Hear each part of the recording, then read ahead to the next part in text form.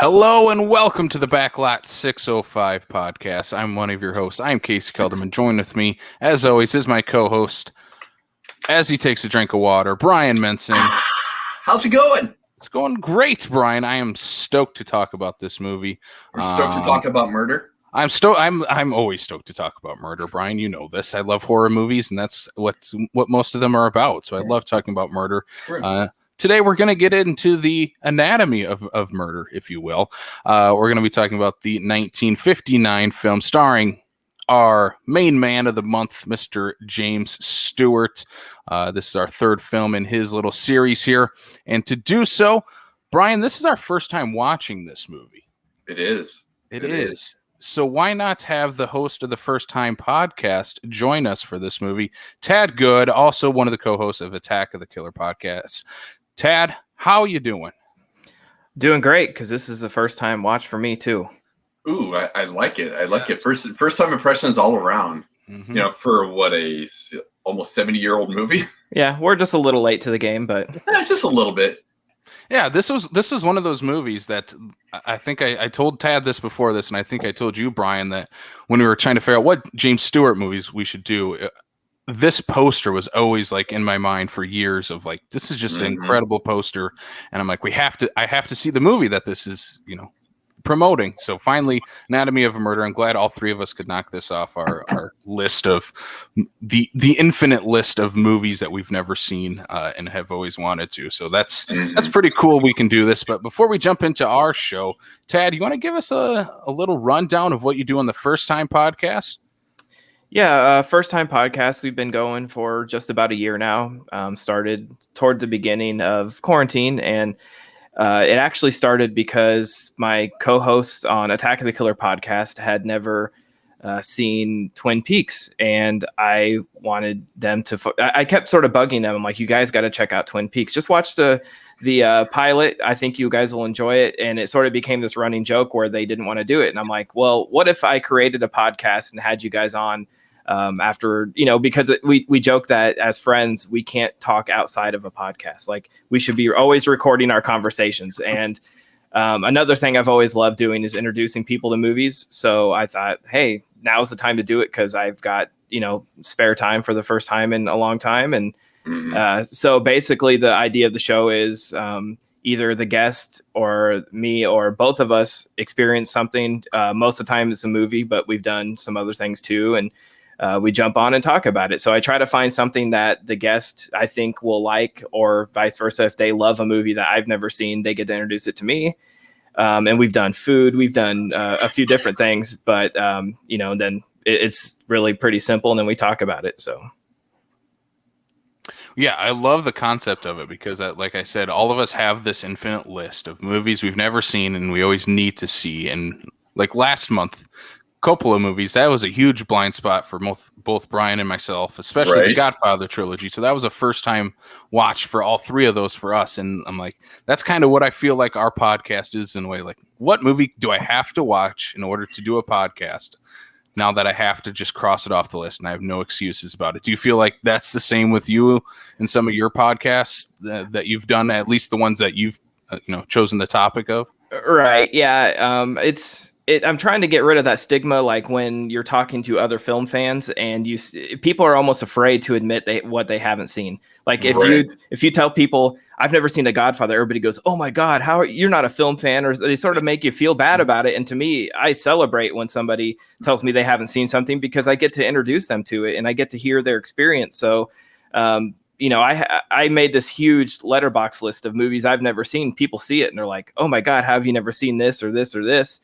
And it's like, well, that's exciting because now I get to check those off the list. And, and on the other side of things, it's like, sometimes I just want to kick back and watch a movie, but I'm like, oh, I should probably save that for a podcast. So it's changing the way I consume films in general too. It's like, if I feel like if I watch something for the first time, I almost have to record an episode. And I'm trying to get over that. Like, it's okay to just watch a movie and enjoy it too. But yeah, that's kind of basically like how I wanted to start my 2021 was, we had already kind of established the series aspect of it because we were kind of running out of things to tie into movies that were being released because movies were not being released.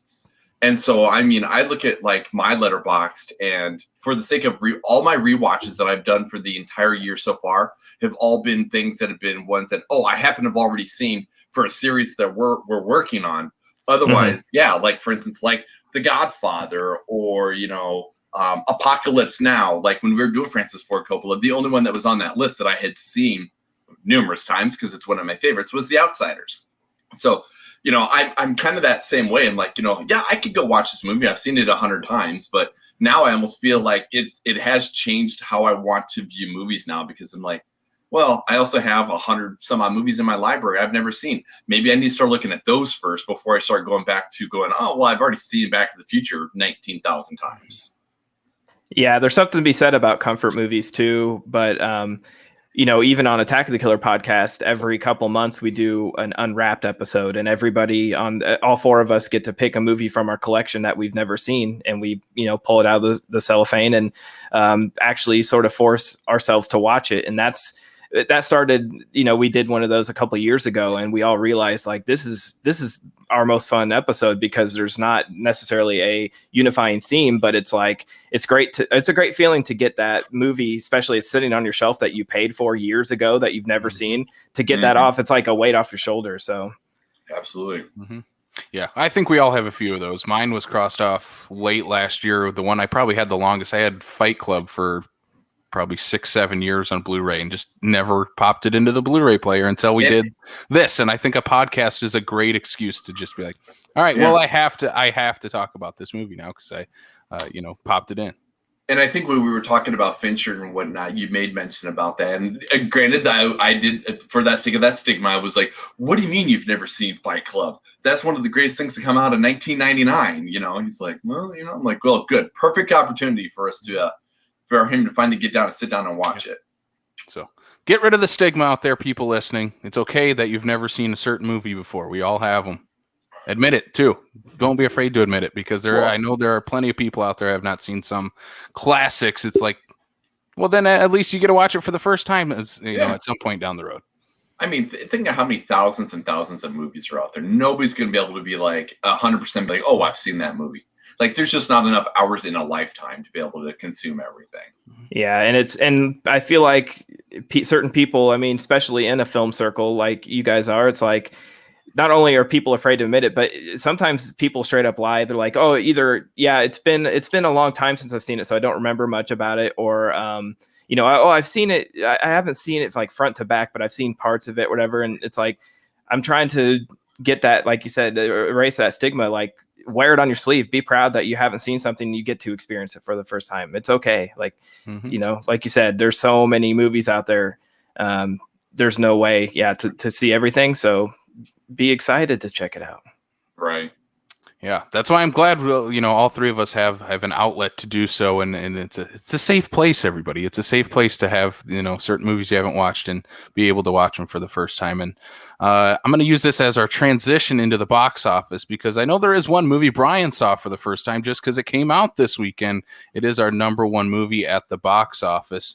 This is Spiral from the Book of Saw, which I believe is still the title after we talked about it last week. It didn't have that title change, or did in some markets. Well, who knows? I don't know. My question is that probably for the sake of marketing, I think it's changed, but they didn't. It's not like they changed the actual like film. It's not like they went to the DCP and like went and modified it quick or patched it or anything like that. Because when I went to go see the film yesterday morning, it still was the Book of Saw. So I mean, I mean, I think it's all just kind of. I think they Harley Quinned it basically. Is that nothing got changed for the film itself, just how they're listing it on the marketing. So number one is Spiral, $8.73 million. Number one movie at the box office this weekend. We made some bold predictions last week, Brian, that did not come to fruition. We said this could maybe near that $20 million mark because it had this big marketing push behind it, and had this big hype about it, especially getting pushed to this year. But only $8.73 million for Spiral, the Book of Saw. Tad, did you have a chance to watch this one this weekend at all? Are you a Saw fan at all? Yeah, I had to continue the tradition. I've seen every Saw film in the theaters, and I was happy that I was able to get back into our theater and see it this weekend. And I listened to your show last week, and I sort of paid attention on our theater's website. They had Saw run or Spiral running in what they call the LDX theater, which has like the nice recliners and that. And then they had it in the standard theater, and I noticed that depending on the theater, they had different titles. And then when I bought my ticket, it had a third title. So on the website in the standard theater, it was just listed as Spiral, and that was it. LDX had Spiral, the Book of Saw, and then when I got my ticket, it said Spiral: Saw. So 3 different titles from the same theater. Oh wow! Yeah, interesting. Blu-ray will probably be Saw: Spiral. Yeah. Yeah, you're probably not wrong. That it's gonna go full Live, Die, Repeat, Edge of Tomorrow. It's like, come on, Lionsgate, you can do better than that. Yeah, I haven't had a chance to watch it. I've heard mixed reviews after this past weekend. I've been hearing you might be able to stay at home and watch it, but I've never seen a Saw movie in the theater, so it might just be all right. I need to break my Saw, not watching it in the theater and finally just watch, the latest one there. But yeah, I would say, as someone who is a fan of the franchise, the only one I had not seen, and I don't remember why that was the case, was when Jigsaw came out. That's the only one that I missed in the theaters. Otherwise, I went for that yearly review of all the previous 7 Saw movies and whatnot. This is not going to be the revitalization of the franchise. It's not. I mean, if you miss this and waited for this to get at home here, Casey, you're not necessarily missing anything. So the question the question I have is, I know you're an Uber Saw fan. I just don't care for the series. I think the best one is 3 out of 5 for me. Like it's fine. Is it on par at least? Like if I don't like those Saw movies, maybe I'll like this one a little better. I would, being said who's the director of this one here, I'd say it's semi on par with his previous attempts at the franchise and whatnot. A lot of my issue actually revolves in predictability and stuff that was left out of this that I think was purposely left out, but something that should have been kept in the film for the sake of the universe, the continuity of all of this that is the Saw franchise. Like the things that I feel are pinnacle to what makes Saw and what makes the Jigsaw Killer and all that, specifically what makes that killer unique in that same instance of like your Krueger, your Michael Myers, like those telltales, they're not there. And I think that was a huge miss in my opinion. Yeah, to me, it felt like almost you see those like straight to video Hellraiser movies that were screenplays on their own, and then they sort of shoehorned Pinhead into them to make them Hellraiser movies. It felt like a crime drama where they stuffed some Saw like imagery into it and torture scenes to make it a Saw movie. Like it's almost a standalone movie. I don't know if you're not a big fan of them, you might like it just because it's so much not like a Saw movie in general, but it depends on what you don't like about the Saw movies. If you don't like the torture scenes, you're still going to get those. To me, and I think my wife said it best, was she felt like it was one of those bad, like, sort of crime, like Law and Order SVU or something. It felt like a stereotypical crime drama with some torture scenes added in to attach it to the franchise. And yeah, I didn't love it, but I definitely would say if you can wait to watch it at home. But I also feel like taking a year out of the theater, I'm pretty desperate to go see anything, so I'm willing to go just because it's there, and I feel like I need to support horror. But do a Saturday morning matinee. Right. Yeah, that's what I end up doing. I spent $6 on it. Yeah, we might end up doing that next weekend. I mean, I saw William Brent Bell's Separation just because I needed a horror movie in the theater. So why not go watch Dick Wolf's Spiral, the Book of Saw? I'll maybe check it out then. Number 2 though, Wrath of Man. Last week's number 1, dropping a little over 50% here, $3.74 million. Jason Statham movie. Again, not a whole lot of marketing behind this, and I'm still not seeing a whole lot of marketing in its second weekend out. I don't have cable, so I don't see like the TV, 15, 30-second ads. Have you guys seen any for Wrath of Man? Or, number 3 is, Those Who Wish Me Dead also did not get a whole lot of marketing. Have you guys seen any, if you guys have cable or any other ads that you guys have seen out there? Well, my issue is I don't have cable in the traditional sense. I have YouTube TV, and like 85% of what I consume on YouTube TV is basically DVR'd. So I'm fast forwarding through commercials anyway. And frankly, I mean, I think putting commercials on for ads and whatnot is a relatively dead format. So you don't really see a lot of marketing on television anymore. It's all like, ads on Facebook and stuff like that. So, but I mean, even that alone, up until the week before, I didn't know I didn't know Guy Ritchie made a movie, and then Those That Wish Me Dead. The main reason why I even knew that it even existed was just simply because, it was on the slate of movies that Warner Brothers is like, oh, by the way, we're putting this to HBO Max. Otherwise, I had no idea that Angelina Jolie was making a movie either. Yeah, I have cable, but I don't watch it often enough. And if I do, it's like you said, DVR'd, so I don't watch the commercials. But I've seen trailers for Those Who Wish Me Dead on YouTube. Like while I'm watching a video, it will pop up with an ad before. But I have not seen a single thing about Wrath of Man. So I think the advertising I've seen for Those Who Wish Me Dead has been mostly HBO Max, like pushing that. Yep. So I think they're aware that, that's where people they're going to get their most views anyway. So. Right. Yeah. I didn't see either of these trailers until I saw Separation 3 weeks ago. And that was the first time I saw him, was right before that movie. And that was a week before Wrath of Man came out. And I guess now 2 weeks from Those Who Wish Me Dead. But yeah, Those Who Wish Me Dead is number 3, new Angelina Jolie movie, $2.8 million. Again, I think we mentioned it here. The HBO Max aspect of it is probably a lot of people seeing this and are like, I'm just going to watch this at home. I don't need to watch this in the theater. And watching the trailer, it seems like I could watch this at home. I don't need to see this in a theater. I watched it. I actually watched that this morning. And I mean, I'd say I hadn't had a chance to even really talk about it here yet. And it's okay. I think for the sake of the imagery, the Montana landscape, the fire aspect of it, I think would look good on a big screen. But in terms of the overall story and everything about the movie itself, like I didn't miss not seeing it on the big screen. Like it was a good, easy watch for me this morning. So to be where it's at right here and being opening weekend, I'm not surprised between that and the marketing. Like this doesn't seem like the kind of movie that I think would have got a lot of theatrical play anyway.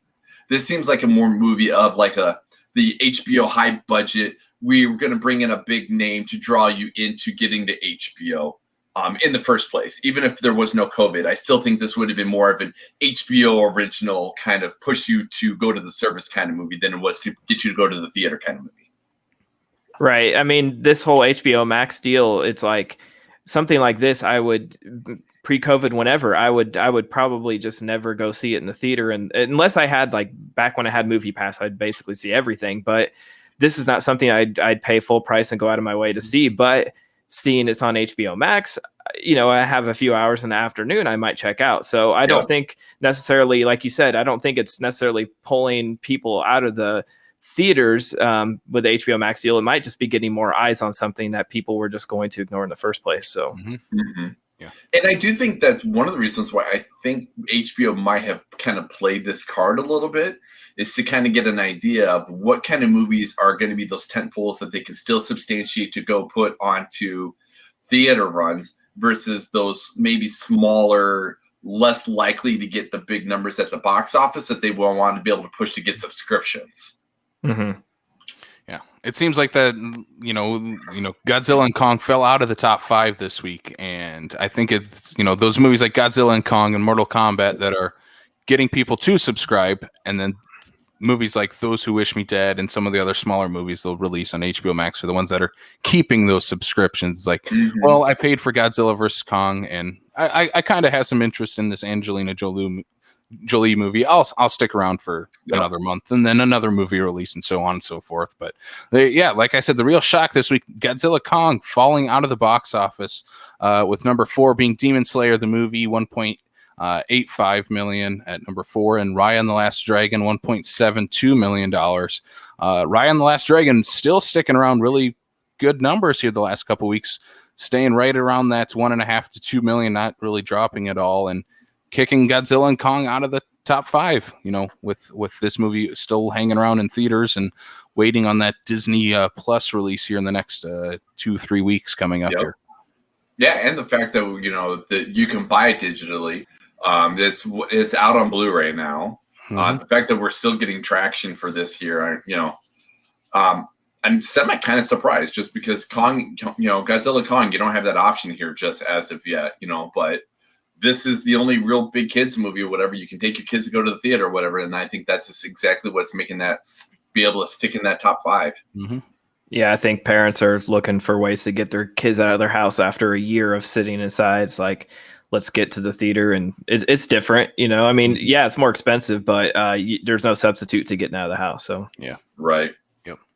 So that is the top 5 of the box office. Number 1, Spiral. Number 2, Wrath of Man. Number 3, Those Who Wish Me Dead. Number 4, Demon Slayer, the movie. Number 5, Raya and the Last Dragon. So, Brian, what do we got for the news this week? Some more, we have a little fun news this week, unlike last week and the week before. That was really slow, but some fun pieces of news that came out. Yeah. I'm going to do this out of order just because I want to and whatnot. First thing I have here, Venom Let There Be Carnage trailer. I did attempt to try to avoid this trailer, and I was unsuccessful because it was a trailer that was in front of Army of the Dead that I got to see at the theater, which it is entertaining to see that Army of the Dead didn't make, basically enough money to hit the top 5, being that it's a Netflix movie releasing a week early. I was curious to see what that would do. But this was in front of Army of the Dead. I was trying to avoid it. It looks fun, but it looks like Venom was last time around and whatnot. Sony's being Sony with this. I don't know where they're going with it, and I had a couple of chuckles during the trailer, but that was about it. When I finally I watched this trailer twice just to make sure I got my opinions on it, set. I was not a fan of the first Venom movie. I waited to watch. I didn't watch it in the theater. I waited to watch it at home, and I'm glad I did. This is just not the movie I want out of a Venom movie. This is not the tone I want. I don't want, look at this wacky duo with Tom Hardy and this weird symbiote that's hanging off him in his stupid voice. I don't care about this movie. And seeing Woody Harrelson as Carnage is like, I don't know if I buy that totally with where Woody Harrelson is now in his career. This will be one, again, I will watch this at home on a rental. I'm not going to go out to the theater to watch Venom Let There Be Carnage. So, a little bit.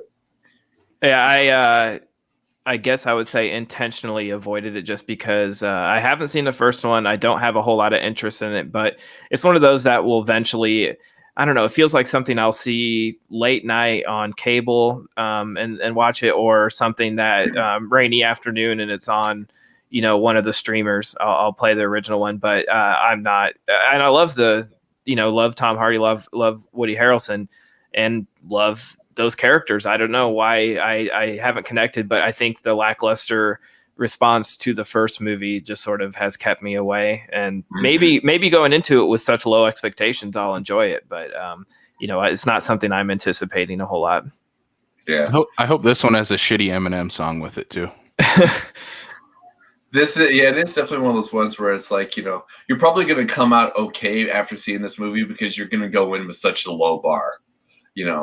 You get those movies where you walk out disappointed because you walked in with the high bar, and this one you're not even going to have that. So, especially with the lackluster response to the first one, I think people sort of know what they're getting into with the second one. So, I've seen a little less response. I remember when the first trailer dropped, people were very excited and had high hopes for it. This go around, I barely saw people sharing it on social media. I didn't see a whole lot of hype behind the second trailer. So I'm curious to see how it'll do. All right. So on to bigger and better and much better news. Rian Johnson's quote unquote Knives 2 has gotten, they basically announced this day after day after day. Dave Bautista, Ed Norton, Janelle Monáe, and Catherine Hahn have joined the cast of what is dubbed Knives Out 2, just because obviously we don't know what it's going to be called here just as of yet. But when you've got a paycheck like Rian Johnson has right now with making 2 Knives Out movies for Netflix and knowing the response that the first one got, he probably literally is just contacting whoever he wants. And probably, I can't imagine he's getting a whole lot of no's, to be honest. You know, you go to Bautista, hey, I'm going to make this movie here. Do you want to join the cast? Who, after the response of the first Knives Out, honestly, like, who's going to say no to making this movie unless their schedule literally just does not allow for them to be able to make time for the movie? I mean, so far, out of everybody that's joined the cast that they've listed just this last week, I was already excited for Southern Daniel Craig to come back again. This is just giving me more reason to want to see this movie. And I'm looking forward to what Netflix is going to do with this with Rian Johnson. Yeah, I love the idea of these ensemble casts. Like the first one had a monster cast, and just to sort of wipe that off the table and leave us like with a new slate and another one, it's like Expendables, but with good actors, not washed up action actors. I'm excited to see if I end up in this movie somehow. I mean, it feels like everybody's going to be in it. It's like every day. I'm like, when are they going to announce, Monday, who we're going to have tomorrow? It's exciting. So, I mean, I remember after the first, or when they first announced the sequel, and some of the cast, like Jamie Lee Curtis said, oh no, we're not coming back for the second one. People were bummed, but I think, shooting fireworks, right, and shooting these fireworks, like I think people need to understand it's not a story of this cast. The only way I could see it being fun to bring them back would be if they played different characters, sort of like American Horror Story, where they bring back the ensemble cast every season. But I like this. We already know that they're doing at least 2 sequels, so they're going to have a hard time just finding people that aren't in these movies already. They're just A-list after A-lister. It's awesome. You made the mention about, at one point, are you going to find out that you've been cast in the movie, right? Right. I saw a thing on Twitter here I don't think Catherine Hahn was even announced yet. And somebody put on Twitter, it says, CDC announces that if you've been fully vaccinated, you're joining the cast of Knives Out 2. I'm like, I'd be okay with that. Yeah, I love this idea of like taking Daniel Craig as the through line for the Knives Out series. I'm going to assume all 3 will have different names, although I do want one of them to be called Knives In, just so we can have that connective tissue between them. But I love that Daniel Craig is the through line through it, and he really, like, he's having a blast playing this character, and it really shows on screen. Like for Bond, it seems like he just doesn't give a shit anymore, and then he's like, all right, I'm going to run my contract out and I'm going to be done. Let me do all this other stuff I want to do and work with people I want to work with. And it seems like he's stoked to work with Rian Johnson and obviously do a couple sequels. And I mean, look at this looking at this cast here, like all these names are still relevant big names and have had monster hits with, monster hits behind him in the last couple of years. Dave Bautista is now in the Guardians of the Galaxy and, working on a 3rd film with that. Just had Army of the Dead. Janelle Monáe he's in Dune. Janelle Monáe just had what was that? Annabelle that came out last year. Catherine Hahn is coming off, a monster MCU hit.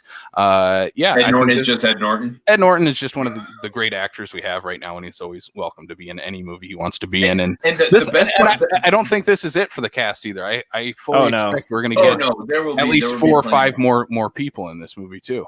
The one thing I see out of the 4 that we've got announced, whatever, right? You can relatively get an idea of how their character probably is going to be portrayed, right? With the exception of Ed Norton. Like out of all 4 of these here, he's the one that's going to be probably the most like not being able to figure out what they're going to do with him because he's so diverse in the kind of characters he brings to the screen. you know, that he could be absolutely anybody in this film. Where, you know, like Dave Bautista, big, bulky, you know, can show the teddy bear kind of thing, whatever. But he's still Dave Bautista. Where like Ed Norton, you know, who knows what they're gonna. He's a wild card. He is totally the wild card in all of this. Yeah, I'm wondering if they're going to bring back some veteran actors. I mean, not bring back, but cast some veteran actors. Like, not that these guys aren't, but we had Jamie Lee Curtis and Plummer last time. Like, I thought that was really cool. Don Johnson? Yeah. Let's go old Miami Vice. Yeah, so I'm curious to see what we get as far as, you know, if they bring in some old schoolers. And I love seeing them in movies, too. So I love that. Yes, absolutely. All right. That's it. That's it. All right. So that is it for the news. Let's move on, I guess, to our main topic then for this week. A first-time watch for all three of us, 1959's Anatomy of a Murder, starring Mr. James Stewart, directed by Otto Preminger, if I believe I am pronouncing that correct. This is a very iconic poster that I'm sure, you know, many movie fans have seen out there of like the body, you know, silhouette and cut into different pieces and has Anatomy of Murder across it. It's a very iconic, you know, Saul Bass poster and just one of the great, you know, movie posters of all time. And I guess we should go over what this movie is about, because I do think it is old enough that people might not know about it or have heard of it, or in many cases like us three here have not even watched the movie. So I guess, one, full spoilers. We will spoil this entire movie. So go check it out if you have not yet. But yeah, we will go over the plot here of this movie, and is basically just, you know, it is a courtroom drama with James Stewart playing the main lawyer in this movie. So it is set up where he is the defendant who has tried to convince the jury that his client is suffering from insanity after his client has murdered a man who his wife has accused of raping her. So that is the basic setup for this movie. Yeah, like I said, this is a first-time watch for all of us. I guess a dumb question would be to ask, guys, do you remember the first time you watched this movie? Instead, I will ask the question, do you remember when you first saw this poster or heard about this movie? Because I feel this poster is just as iconic as it starring Jimmy Stewart, because I think that is also one of the big stars of this movie, is that poster and the opening title sequence of this movie. So do you guys know when you first, you know, discovered this poster or Saul Bass's artwork, especially for, you know, film posters and movie artwork? Well, I am a graphic designer. And so when I was in high school, sort of getting into that, looking to that as an option for college, I just sort of, this is something that was sort of like an inspiration, like this old style graphic design, you know. And I remember sort of just assuming, like, especially back then before I mean, I was into movies, but not as obviously as heavy as I am now. But I sort of remember thinking and assuming that this was a Hitchcock film, because it's Hitchcock used Saul Bass for several of his posters. And it looks like it just makes me think of his old style mysteries, whodunit type stuff.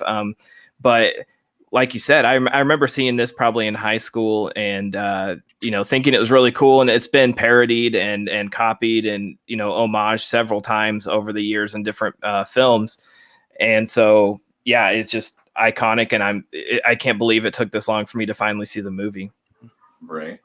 I mean, for me, for the sake of, I kind of like you, is, you know, just because of not knowing a whole lot about the movie other than just the fact it's an old classic Jimmy Stewart kind of film, is I thought it was just one of the few that he did with Hitchcock. I did not realize that it was, just because I didn't know maybe a whole lot about, you know, I knew a little bit of the premise of the movie, but that's about it.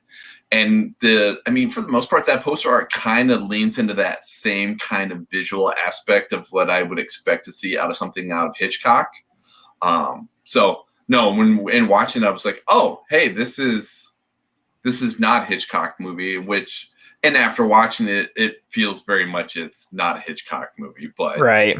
I mean, from the outside looking in, not knowing much about it, that's how I kind of got the feel for it. But then after watching the movie, I'm like, okay, no, this is completely its own beast. Yeah, I was in college in a graphic design class, and we had to do I don't remember what the project was, but it was basically find like a graphic design artist that you really like, and you have to do a presentation about them and explain why this is, important, why their artwork is important, why it would have an influence on you. And so the one I leaned towards was Drew Struzan and his posters right away, but I'm like, that's kind of the obvious movie poster guy. I want to kind of find something a little different. So obviously came across Saul Bass and all of his iconic work, and obviously his stuff with Hitchcock was already in my head of movies I have seen before. And but when I saw Anatomy of Murder, again, like you guys, I thought this was a Hitchcock movie because it just looks like a Hitchcock movie.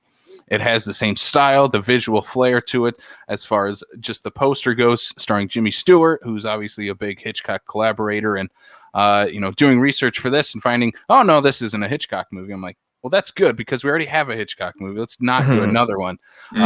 So Anatomy of Murder, like that's as soon as I saw that poster, I'm like, I love this. This needs to be on my wall. Like that's one of those posters you just want to frame and just admire and look at, and definitely has that style to it. And then the opening title sequence, as well as we get into the movie, is also just as iconic. It also has that Hitchcockian vibe to it. Like I was getting a little Psycho vibe with it as well. Like this feels like this could have been like the opening title sequence of Psycho in there as well. And but as this movie does go along, there is some Hitchcock-isms in this movie, but it is very much its own distinct visual style throughout this movie and storytelling. And as far as like a 2 hour and 40-minute long crime drama set in a courtroom, like this is just breezes by. I don't know how you guys felt, but I did not feel the runtime of this movie at all. It just breezed by. Every beat was just boom, boom, boom, boom, boom. Like it never skipped a beat in this movie for me. And it felt so tight and concise, and the writing was just spot on for this movie. It was just I loved the writing of it and all the dialogue throughout this movie. And one of my favorite scenes we'll talk about a little later on is some of the dialogue scenes in this movie. But how did you guys feel about like the runtime? Did you guys feel the 2 hours 40 minutes? Because I was worried going into it. It's like, oh my god, it's 2 hours and 40 minutes. Like let's get to these hour and a half long movies. I love my 90-minute movies, but it felt like that though. It felt like a 90-minute movie. That's why I made sure to watch it last night and not this morning, so I'd make sure I had enough time to be able to make sure I got it watched, because I did see that runtime, and I'm like, I remember talking about when we were talking Francis Ford Coppola, mind you, we're talking the 80s and whatnot, about, those 90-minute runtimes. I'm like, did these guys back in the 50s and 60s just be like, just burn through all the film? Who cares? We'll just do millions of miles of film and whatnot. And you're right though. It does not feel like it's a 2.5 hour movie. Like it definitely, it keeps you engaged and it keeps you intrigued. And, the characters are very well developed, that you have, that connection to all the different characters in the different means and whatnot. So no, I think it absolutely it does breeze by to the point where you're like, oh, I'm already an hour and a half in, but I know that there's so much more still yet to come. That no, I think it worked well that way. Yeah, I'll admit when you reached out and asked me, I would have said yes to anything you guys asked. But I was like, yeah, sure. This is something I wanted to see. Yeah, I was like, this is something I haven't seen. It's been on my watch list. And then, like the next day or something, I looked it up on IMDb and I'm like, oh shit, this is almost 3 hours long. What'd I sign up for? And then, and then when I sat down to watch it, like you said, it did not feel like a 2 hour. I mean, you think about some of these older movies, and this is not exactly the same time period, but I think back to like the Universal monster movies and stuff, and they're, some of those are just over an hour. They're not even 90 minutes. And to think that back in 59, they made a 2 hour, 41-minute, court drama. I was like, how is this going to play out? How can this be interesting? And it never dragged. And especially once they got to court, it was like it flew by so fast because there's not a dull moment. It's just always like, what's next? And it flies by. It's incredible how, like you said, how tight this is in the writing, and just a knockout performance by Jimmy Stewart. Just incredible. I want to be my lawyer. Yeah, exactly. Like I want to commit a crime just to have him be my lawyer. Yeah, that is immediately. We do not condone crime. Unless Jimmy Stewart represents you, then we do. But his performance in this movie, like I've said in the last 2 episodes, like he is the ultimate everyman, and this he is also that. But he's just so goddamn good as this lawyer. He's so charismatic. He is so charismatic, especially when he goes up against the first lawyer. For the opposing side, that guy's just getting blown out of the water in terms of his performance. Like those two in a scene together just do not match up, because Jimmy Stewart is on just a completely other level. It's only when George C. Scott shows up and is really taking over for the opposing side where I'm like, all right, now we have an actor that can at least match what Jimmy Stewart is doing in this movie, and their back and forth really works in this movie. But I felt like the other guy is the weakest point for me. I'll have to look up the actor's name. Sorry to call him out on the show. I'm sure he's no longer alive anyway. But anyway, the other, the opposing attorney just was, he felt like he was getting blown out of the water with what Jimmy Stewart was doing in this movie. Like he's just, again, so just damn good. And I'm glad, this is, I believe, the first time they're calling out his height in this movie. Almost immediately when he first meets with Laura, she immediately just says, "Ooh, you're tall." It's like, yeah, he is. And that's a character I really want to talk about, is Laura in this movie. And I feel like, especially now in 2021, we are 40, 60 plus years removed from when this movie came out, takes place. 62. It still has relevancy in today's climate. Did you guys feel that as well, in terms of what her storyline was? Do you feel it held up with her character accusing another man of raping her, abusing her, and then going to her husband and telling him that story, and the husband, going and finding the man and just shooting him point blank without any discussion? Did you guys still feel that held up and still has relevancy today with what we have going on in 2021 in our current climate of everything going on? I definitely think we do. Mm-hmm. I mean, just for the sake of the, the whole idea of like, we sort of make reference to like PTSD, the military aspect of it, the he said, she said kind of thing, who's going to believe who and that sort of thing. And like, I mean, we look at this movie 62 years removed, and there's so much that we have not resolved in stuff like this kind of stuff, whatever, when a person, regardless of how someone would dress or whatever the case is, doesn't just automatically be like, oh well, then that means that they're flaunting it, or they're this, whatever the case is, that it's 2021 and we can't just be like, we just want to be comfortable in our own skin, we just want to be happy with what we're doing, wherever the case is. I'm not hurting you, you're not hurting me, whatever the case is, and then on top, like I said, on top of that, the layer of like the PTSD kind of aspect of it and the shell shock, you get to that point where all of a sudden, like, there's something about the conversation he has with his wife that it just makes him click, whatever the case is, and these are real world things that do and can have happened. I mean, even 62 years later. And I think it's absolutely relevant today, because I don't see that the topics that are coming up in this film, you could make this movie in 2021 and not change anything about it, basically.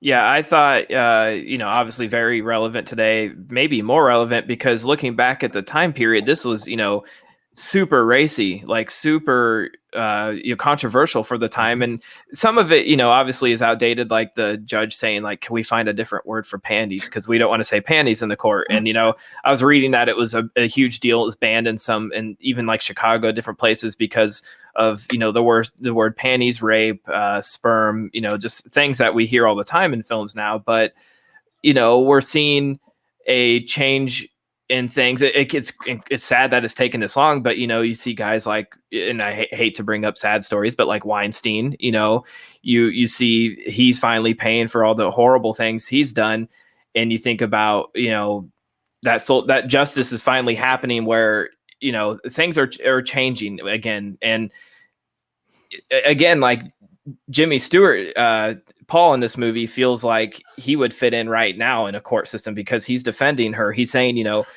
is it a crime to wear a sexy dress at a bar? Is it, does that mean that she deserves this?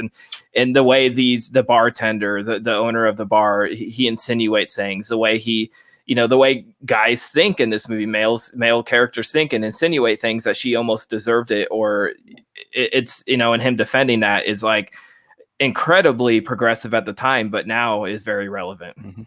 And that's what I was shocked by watching this movie, is how progressive it was, because even in, like we said, all the terms that are used in this, like, talking about a woman's panties in this, and saying rape multiple times and having that be the catalyst of what has happened in this movie, and talking about if the guy finished or anything like that. It's like all these things you would not think would be brought up in a movie made in late 1950s. They're talking about it, all of it, out in the open. And I mean, there is one point where there is a chuckle of, I think it's more of the judge just saying panties is funny to the crowd.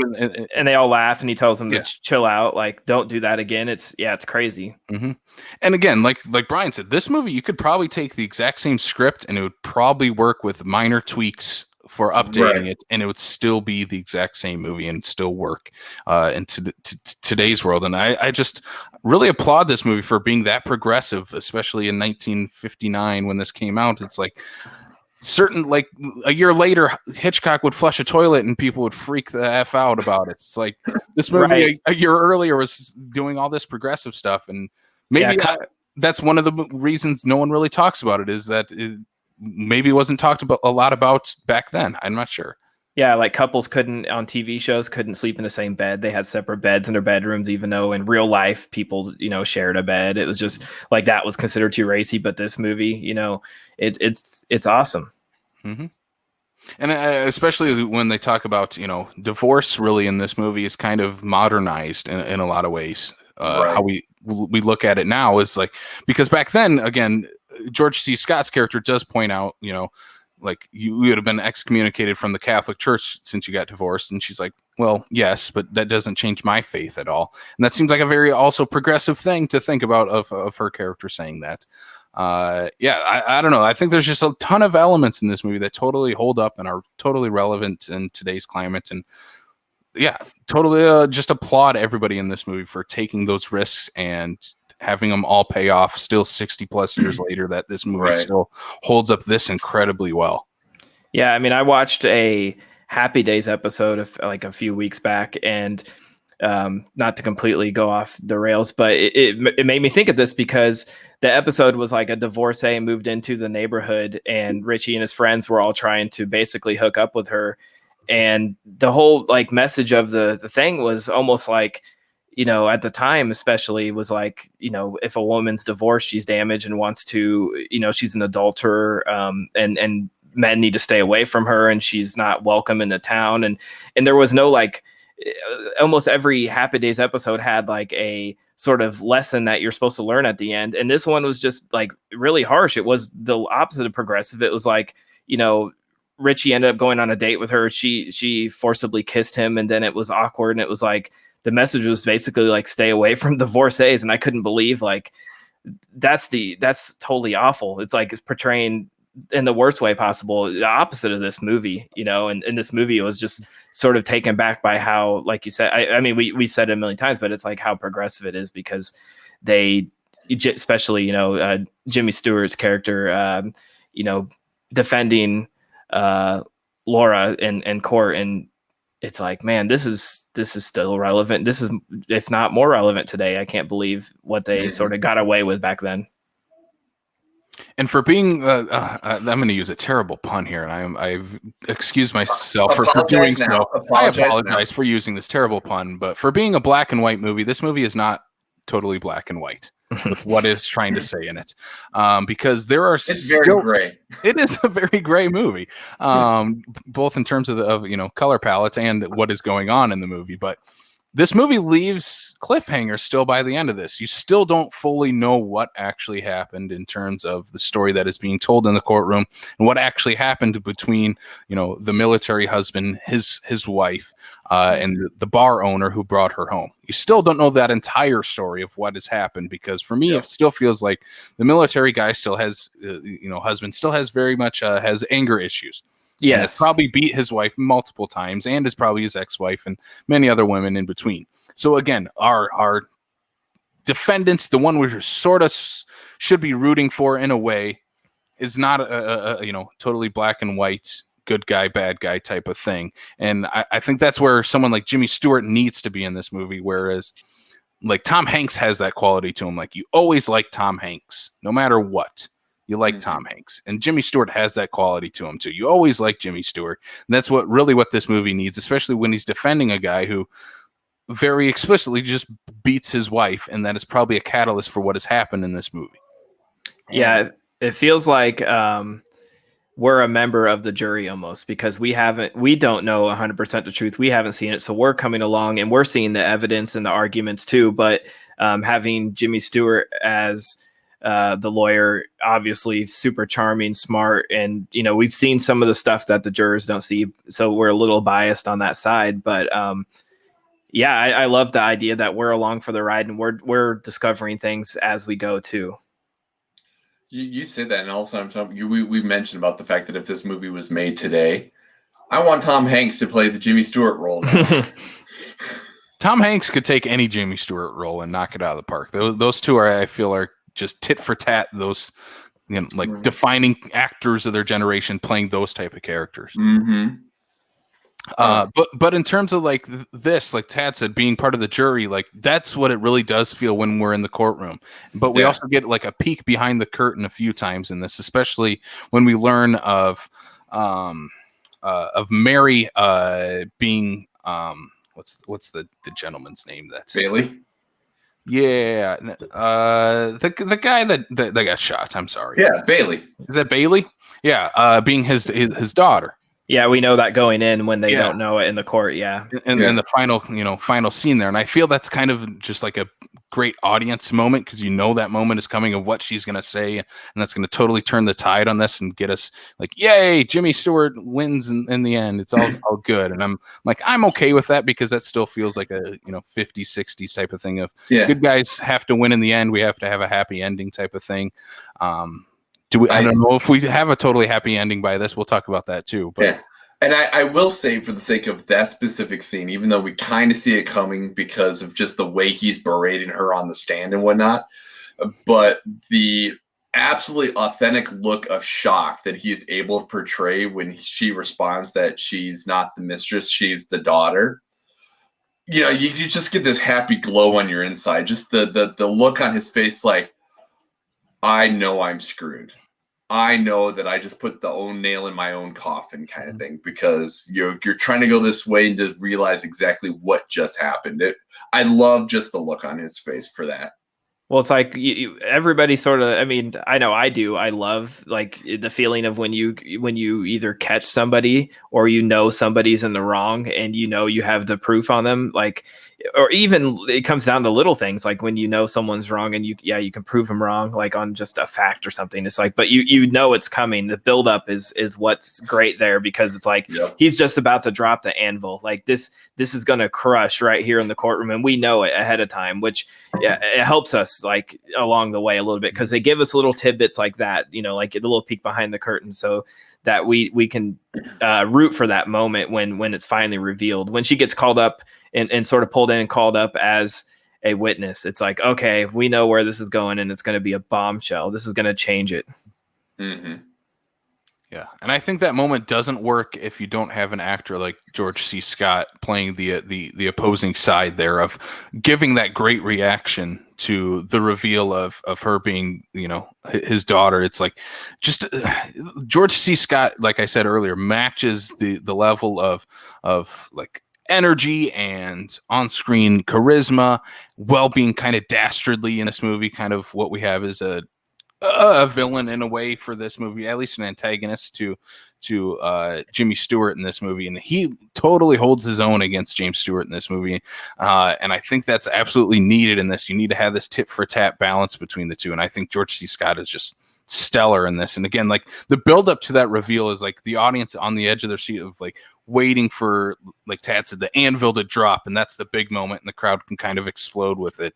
Yeah, I think it's such a fantastic moment that is perfectly built up throughout this movie, especially with Jimmy Stewart's his partner at the law firm going on kind of his own mission to uncover this information. And it's kind of the B plot of this movie. And I really like that. And he has a great character arc for him too. I really like his character arc through this. It's such a simple thing to throw in a movie, of having side characters with character arcs throughout it, because Jimmy Stewart really doesn't have a character arc by the end of this, but his partner totally does. And having that, great interaction between the two at the end of him saying like, it's a beautiful, it's a beautiful day outside. And I'm glad I don't have these, alcohol to blur my vision of true beauty out there, and I think I'm going to kick the can on that, and invites him to be his partner in the end. And it's such a great character arc to throw in there, of having the side character get a full transformation. I would also like to point out, at least for the sake of the side characters too, the gal that plays like the receptionist or the whatnot in his little firm and whatnot, is like the kind of lady, like you want that kind of person to be able to kind of be the in-between of those two, because, Jimmy Stewart's so straight-laced. We've got basically like the drunk who's kind of trying to get back onto the wagon and whatnot. And you got her right there in the middle that's, not afraid to basically tell either one of them what they have to hear, kind of thing, like even to the point when, Jimmy Stewart's like, hey, you're fired. She's like, you have to pay me before you can fire me. And just to be like, I'm still employed. So, I loved her being able just to be able to, take what needed to be done for her specifically, but at the same time to be able to be like, nope, you've got your rules, but you're going to play by mine too.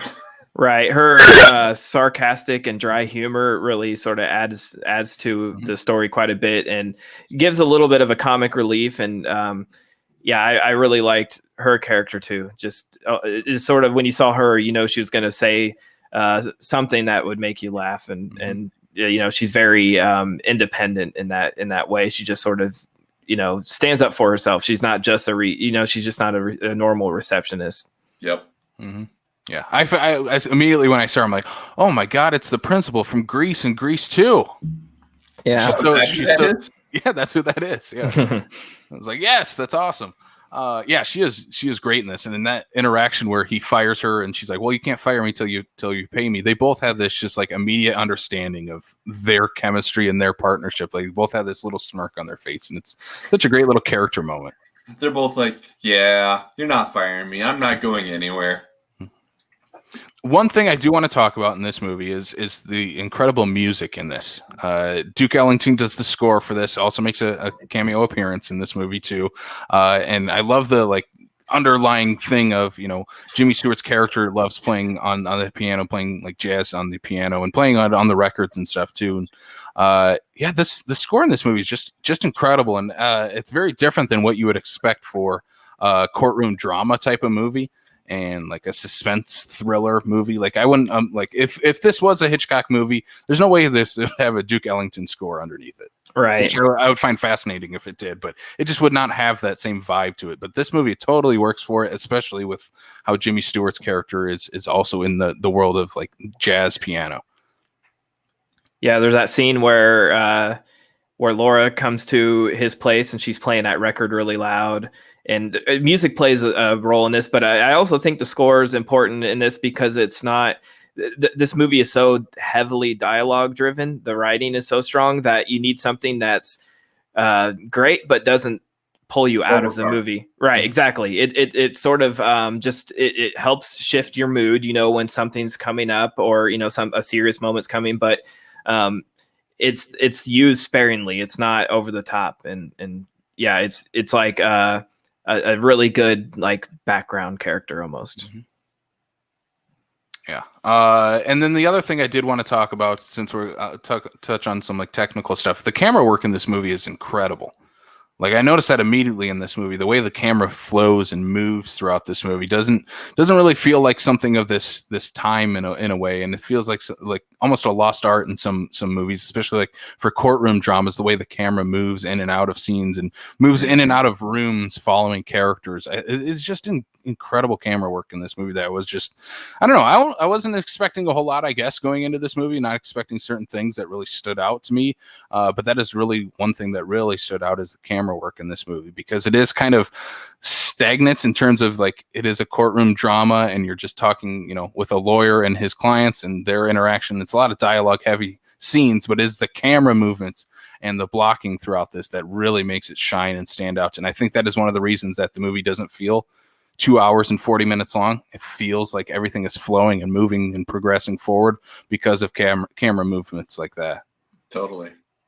Yeah, you don't necessarily think of cinematography when you think of courtroom dramas. And once again, the writing is so strong here, you didn't necessarily, like, they could have gotten away with pretty simple standard shots, but it's gorgeous. And especially this is on the Criterion Collection, the transfer is just gorgeous. I was blown away by, I'm always blown away by some like these old movies that get restored and how good they look. These black and white movies, on my 70-inch 4K TV, you would think that they would just look like garbage, and they're gorgeous. So, since we're talking about the dialogue, there's one scene I want to talk about. It's maybe my favorite scene, or at least my favorite like piece of dialogue in this movie, and it's towards the end of the movie. And Jimmy Stewart brings out that book on the case from like the 1880s that he's kind of using as his baseline for what he's trying to plead here, and has the fishing lure in it that he's been messing with this entire time in the courtroom, which I think is a great little thing. Like they never touch on it until this scene here, and it's this great dialogue on how he uses it to basically catch frogs, and you get fresh frog legs for supper that night if you use it. And he gives it to the judge to use for the scene, he gives it to the judge in the scene so the judge can go out and try to use it, and uses it in a way to like, maybe the judge will let me slide something in here because I gave him a little favor here, which is not a stranger to any courtroom in real life or in film. But the dialogue that follows and the response that George C. Scott has about frog legs by the end of it is like such a great callback to it, and it's like he totally understands the situation that he's in. It's just great use of like, why are we talking about frog legs here? But it totally makes sense by the end of that scene. Yep. Why that was brought up earlier in the conversation. It's such great dialogue throughout this movie, and that was just my piece that I took out of it. Like I loved that interaction between the characters and them talking about it. Feels completely real world too, like that's something actual lawyers would say in this type of situation in the dialogue that they had between them. But I don't know, what about you guys? Were some of the scenes at least that really stuck out to you guys? Some of the dialogue, the quotes I thought were pretty funny. Like when Paul said, "Look, Laura, believe me, I don't usually complain of an attractive jiggle, but just save that jiggle for your husband to look at if and when I get him out of jail." Just using the word jiggle is funny. In the courtroom when Paul says, "If you do that one more time, I'll punch you all the way out into the middle of Lake Superior." The way his delivery in that line was awesome. Just some of the stuff he was saying in court was just like, he goes from sort of calm and quiet to outbursts, and of course the judge threatens to kick him out and tells him to calm himself, but that adds to that character because he's such a straight-laced, likable guy that when he does have these outbursts, it's like, oh shit, like it makes you step back, like, oh, he means business.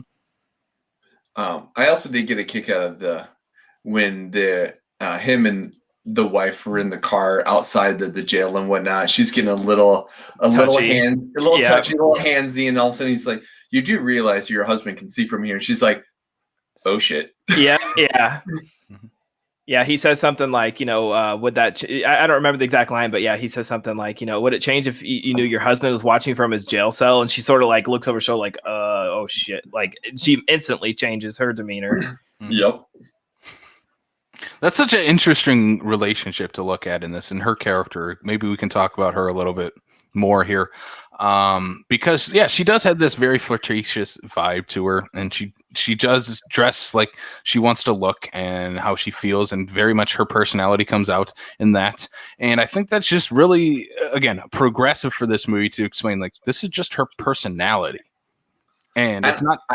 I do also like the fact. Oh, go ahead. No, go ahead, finish your thought.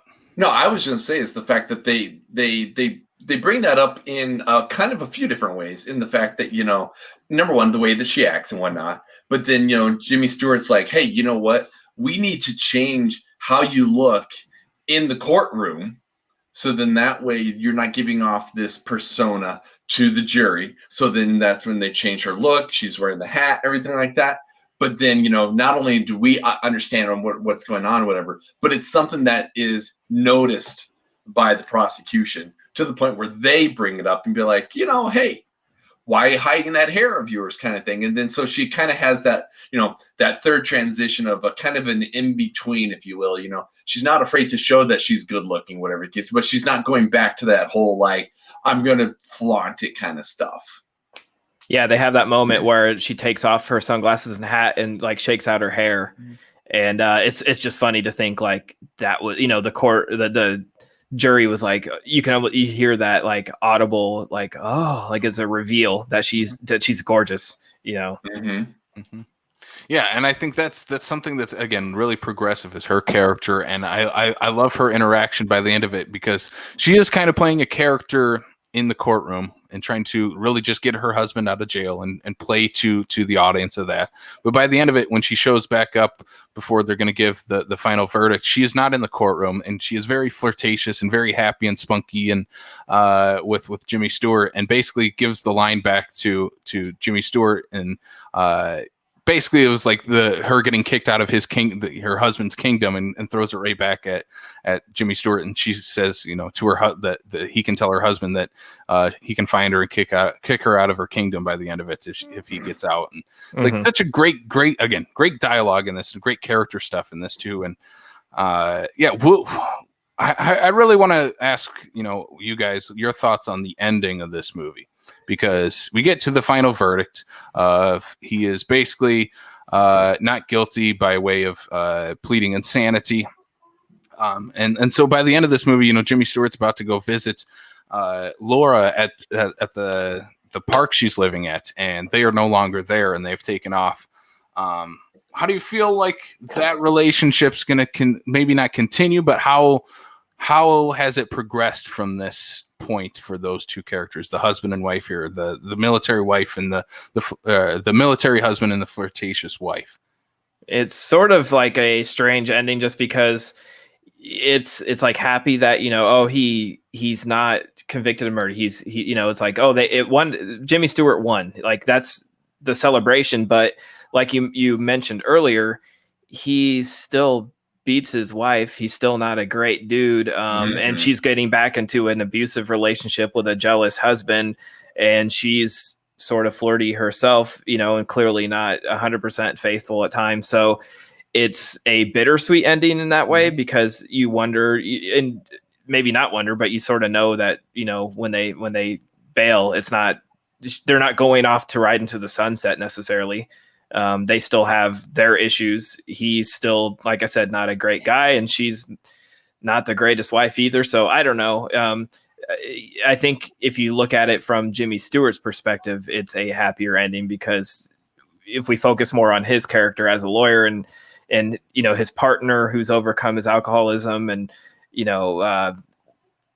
try to look at the positives and that aspect more so than the dark reality of that couple. Mm-hmm.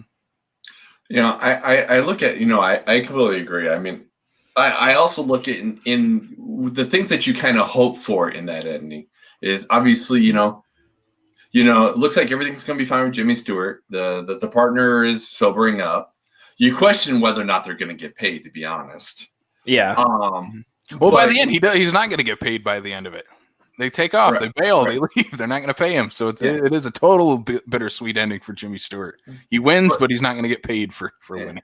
Yeah, but you kind of wonder and hope that this experience in this, and of everything that changed and whatnot in terms of that couple is is, is he going to be potentially, not going to be the jealous type, less jealous type, or whatever the case is. And, hopefully it changes the dynamic of that relationship to the point where she's like, you know what? I don't need to be flirtatious. I don't need to be this. Just because I can be doesn't mean I have to be, kind of thing. And that you kind of hope that the whole thing, helps change and make their relationship grow.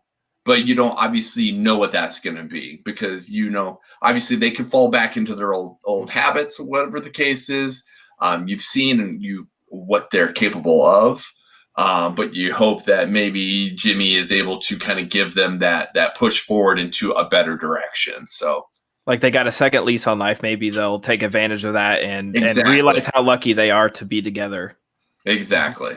Yeah, definitely a bittersweet ending that leaves a lot of open questions and audience interpretations out there, like of how many different ways this could go. And I think that's really a testament to what the movie is really, really about, especially with Jimmy Stewart being the lead character. Is, yeah, the hero does technically win at the end. It is very bittersweet, doesn't even get paid for winning, but it's still a win in his book, and now he has a new partner by the end of it. So it's a really a good ending, and maybe the only way this movie really could have ended for the story that was being told. But I want to throw it out to you guys. What are some other scenes or points you guys want to throw out there for things you really liked about this movie? Or, I mean, if there was anything you didn't like, I don't know. I thought the dog was adorable. I thought the scenes with the dog were hilarious when he brings him into the court, and then the scene where she gives him a little liquor and he falls right asleep. The dog acting was not fantastic. It's like you can see they like sort of fast forward the film, like make it go fast motion so that he looks. And it's very obvious now, but just dogs in those. It's like same sort of. Car and terrier like Toto was, like that was the type of dog they just used in movies back then. But Yep. I'm a dog lover, so I just love seeing little dog in this movie. I know that's a strange thing, but no, but I agree though. You feel like, when she comes to visit him at the house or office, whatever, would you like a water or a beer? Mhm. And like, yep, here's your beer. Oh, you want some beer for your dog? Okay. Yeah, I mean, I can say dogs do love beer. My dog definitely likes when I'll spill a few drops for him or puts some in his bowl for him. It is true. Dogs do like beer. But my dog does not immediately fall asleep after taking one sip of beer. Yeah, but your dog's head is also the same size as this dog. Yeah, that is definitely true. But yeah, I do love all the little tricks that this dog does, and the dog is totally a character throughout this movie. And I was like, when she tells the story of the dog carrying the flashlight for her, I'm like, well, now you got to show it. I want to see the dog how he carries the flashlight. Yep. Sure enough, he does, and he turns it on. Yep. Yeah, right. That's a good doggo. He's like, come on, I can't go anywhere with a flashlight that's not turned on. Granted, my brain when they're talking about this and how I was picturing and whatnot, mind you, I was not even thought of in 1959 when this came out. My parents were barely a few years old. But no, it's like I didn't think of like what a flashlight looks like back then until they do finally show you that at the courtroom scene, because all I'm picturing is like somehow this dog is walking around with like a mag light. Mm-hmm. Like I couldn't fathom how this was supposed to work, and then they do show it in the courtroom scene. I'm like, okay, this makes a lot more sense. Yeah, seen it actually happen. Yeah. You got any other scenes, Brian? Do you have any scenes you want to throw out there, or moments that you really liked? The secretary talking about the fact that she can't fit anything in the refrigerator because he's got so much fish in there. Mm-hmm. Mm-hmm. Like, number one, where's this guy's fishing license? And two, all he does basically do is cleans them and throws them in the refrigerator. You open up that refrigerator, you see how much fish is actually in there. That fish is not good. Like that refrigerator should open and empty the house is what it should happen. I don't want to know what that fridge smells like with that much fish. Mm-hmm. Or that house, for that matter. Yeah, Maida says if this refrigerator gets any more fish in it, it will swim upstream and spawn all by itself. She's so amazing. Yeah. Or the fact that when she talks about her typewriter and the fact that she can't have the F and the P's. Mm-hmm.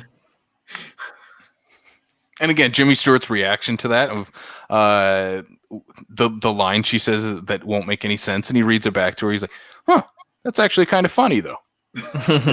Yep. So I guess maybe we'll kind of go into our final thoughts here for Anatomy of Murder. I'll throw it to Brian first. What are your final thoughts on Anatomy of Murder?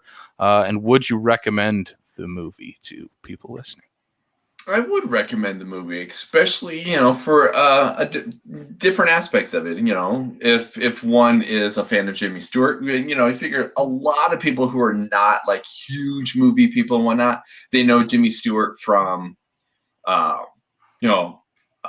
It's a Wonderful Life. You say, hey, do you like Jimmy Stewart? You should watch this movie. Do you like crime dramas? You should watch this movie, kind of thing. Like, there's different aspects of this movie that can get a whole diverse kind of people to watch this movie.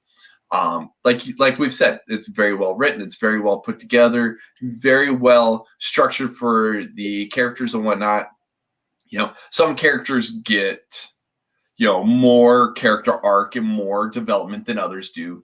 But the way it's done, it doesn't take away from those characters. Like, we're given enough for who needs to be given, what needs to be given.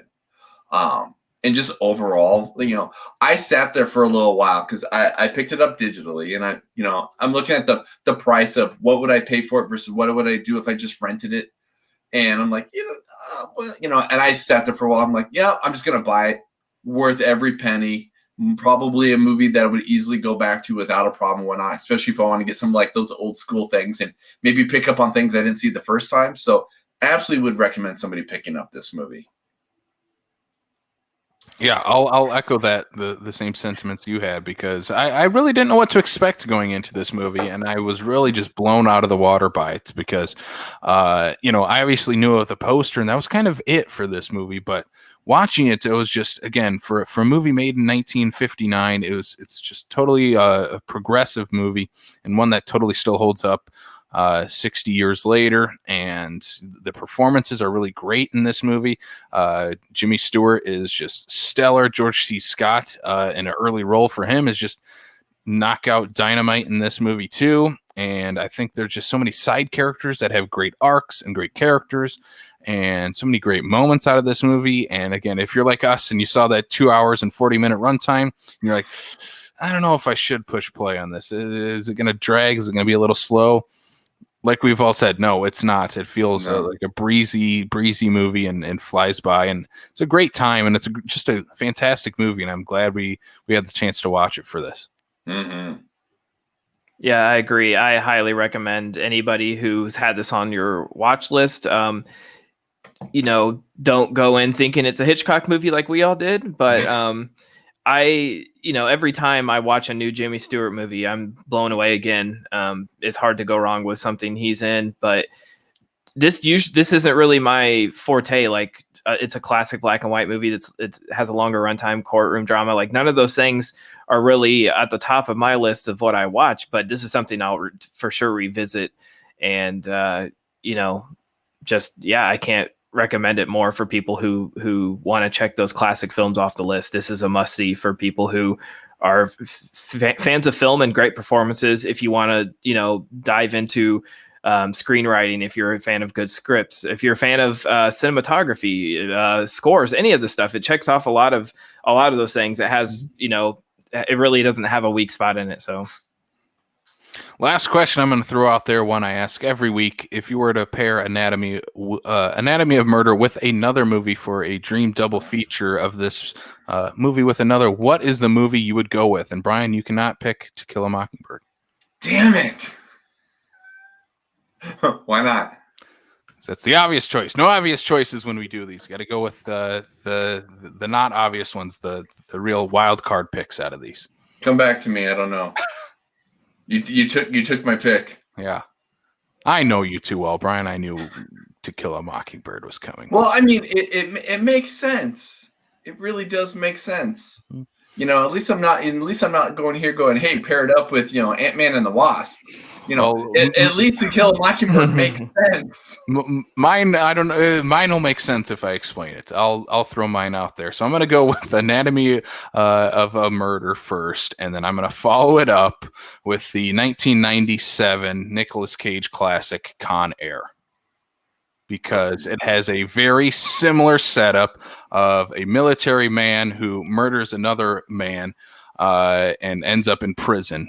So this is kind of the alt version of of what happened with that character. So that's basically yeah, I'm gonna do that. Con Air second. Have a wild, crazy action movie.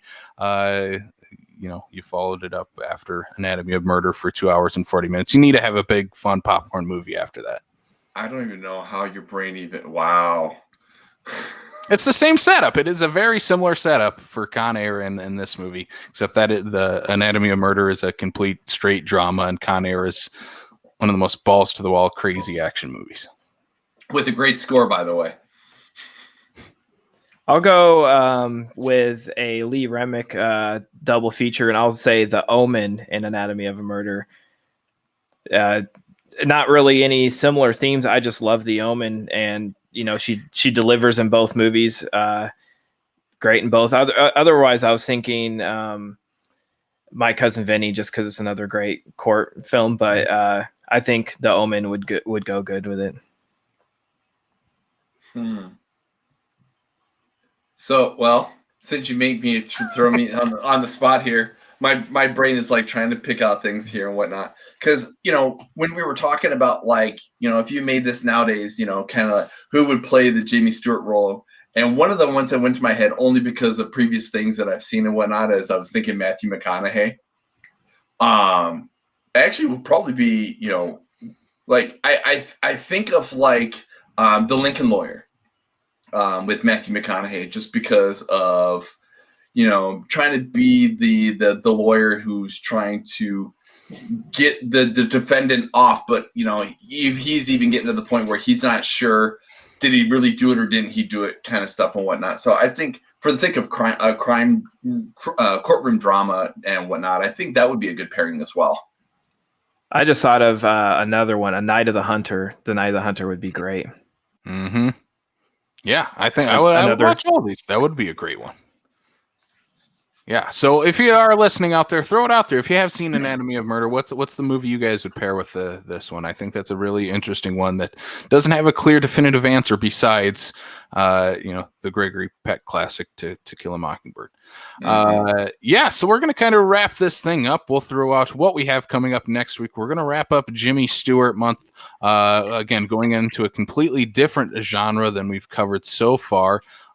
Next week we're gonna be heading into the Western genre with The Man Who Shot Liberty Valance. Actually, the newest movie that we will be covering in this series, which is quite shocking. It is from 1962. Again, one movie on my watch list that I've never seen before that I'm glad we will be able to cross off. Definitely. So if you like this podcast and you'd like to hear everything else that we have going on, you can subscribe to us on Apple, Spotify, Google, Stitcher, Amazon, and on YouTube. Brian, where can they find us on social media? On social media, they can check us out at Facebook, Twitter, and Instagram at Backlot605. In fact, actually brand new recently. I would think we should update this thing, by the way. Recently, we just actually opened up our Letterboxd HQ.